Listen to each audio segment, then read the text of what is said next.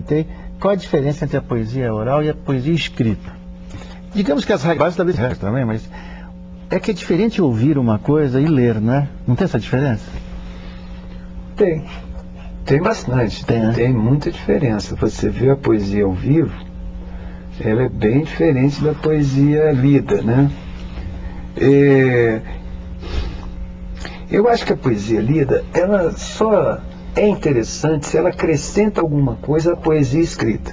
Porque a poesia escrita, você está lendo, você pode reler, você pode... A poesia ao vivo, se ela não acrescenta outros elementos que não a palavra só ao texto, ou seja, o ritmo, o silêncio, o jeito de falar, e eu não digo teatralizar ou dramatizar o texto, porque aí já trabalha com uma outra linguagem que não a própria poesia. São os tempos de teatrais, a chamada de uma pausa, mas a poesia falada, e bem falada com o corpo, mas sem ser dramatizada, ela é válida, a meu ver, se ela acrescenta um elemento a mais. A poesia lida, por exemplo, lida em voz alta em público, ela não atinge, não tem nem as qualidades da poesia lida em silêncio, em casa, e nem a vantagem da poesia no palco, digamos assim, né? Que acrescenta outros elementos.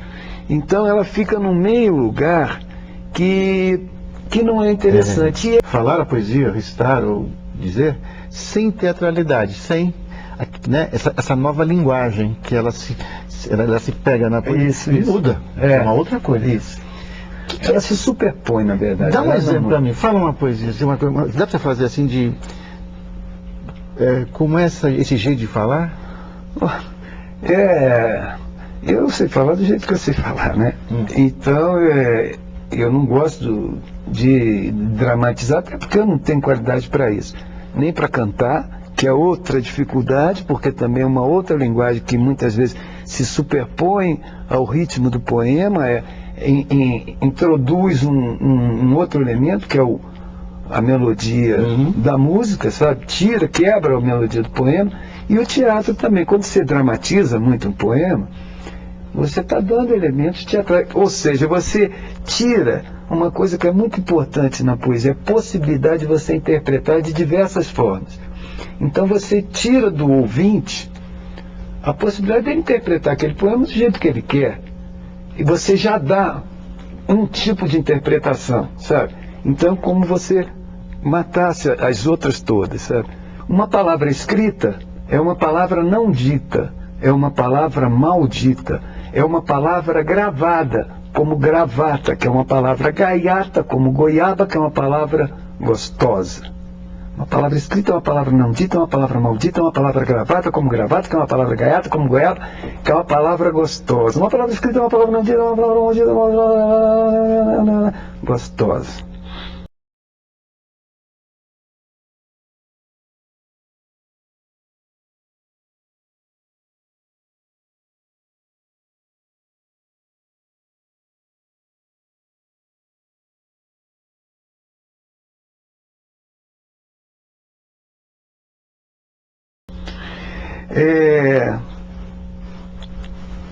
Sem dramatizar o texto, porque também não tem muito para onde dramatizar, eu crio uma outra coisa que no papel seria difícil você ler. Não sei bem por que eu fiz isso, mas eu apenas acelerei o ritmo até terminar num ruído, numa coisa que o texto escrito sugere, a partir de metade do texto. E tem um outro texto que é meio que um manifesto, que ainda não está escrito, e não espero não escrever, você vai ver. Diz assim: imagine se, por algum estranho motivo, a música parasse de tocar e pudesse ser consumida apenas através de partituras. O mundo ia ficar mais triste, bem mais triste. Pois isso aconteceu com a poesia, afastada do corpo e da fala, confundida com a escrita, passou a ser monopólio de um estreito círculo de iniciados. Mas isso está mudando, isso está mudando, isso está mudando.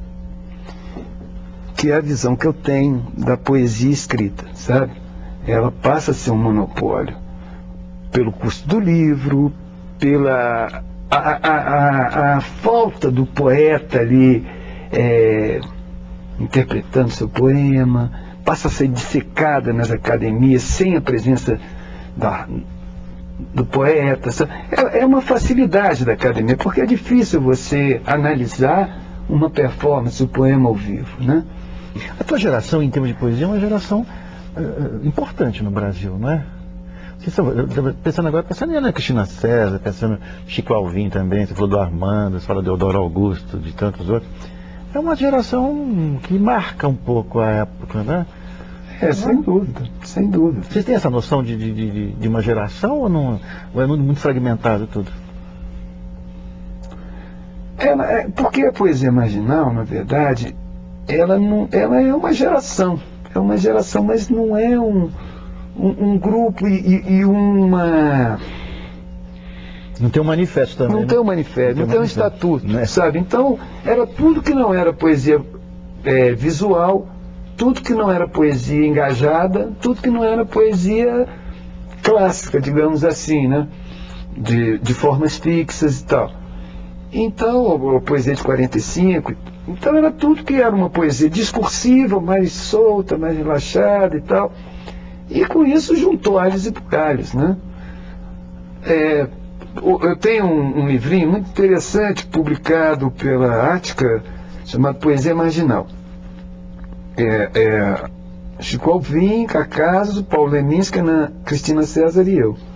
For ver, sabe?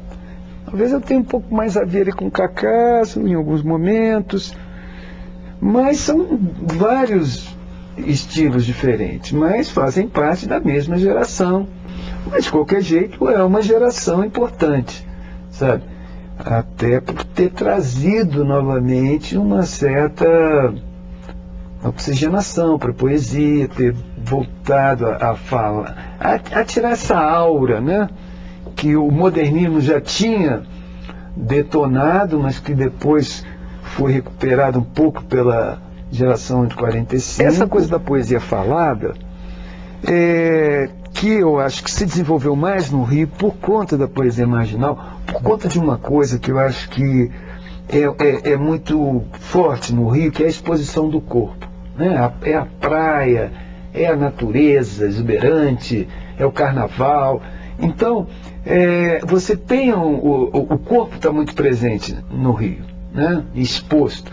E eu acredito que isso tem ajudado também a gente começar a falar. A poesia é uma das possibilidades, talvez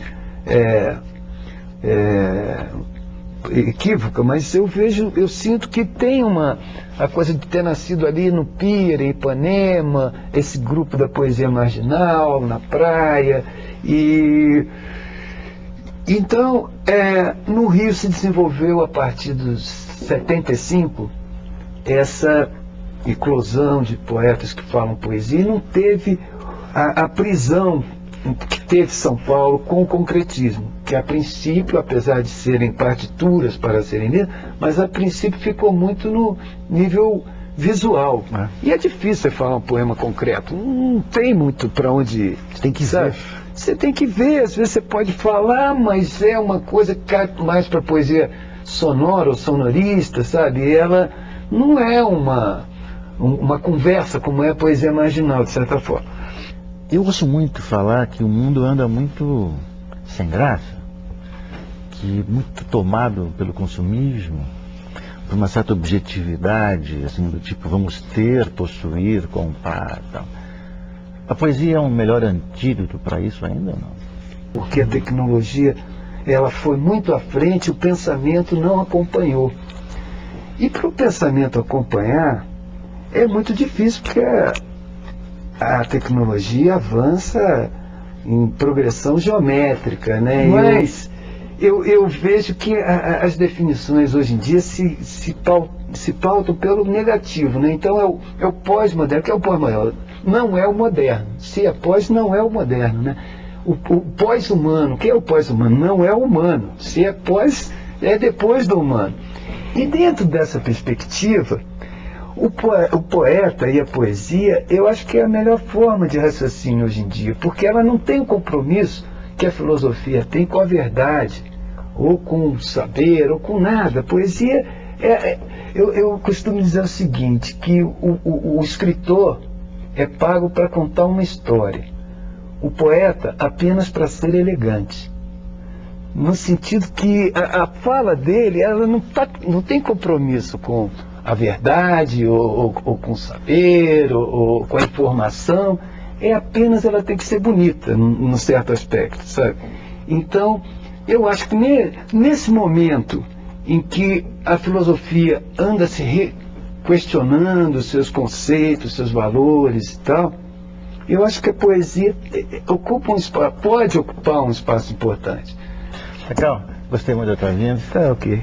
Eu que te agradeço. De repente você faz uma despedida poética para nós.